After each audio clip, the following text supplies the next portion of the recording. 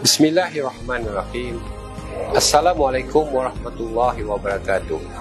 Salam sejahtera, salam Pahang First, dan salam Bentong Bandar Eko Pelancongan bersih, hijau dan inovatif.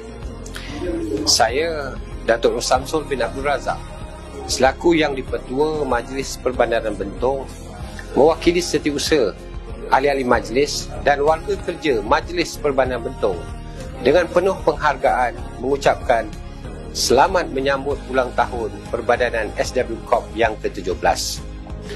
Semoga SW Corp terus melangkah kecemerlangan sebagai peneraju kebersihan negara dan sentiasa memberikan perkhidmatan terbaik kepada seluruh masyarakat. Harapan saya agar usaha berterusan SW Corp akan memastikan Malaysia menjadi sebuah negara yang bersih, indah dan sejahtera.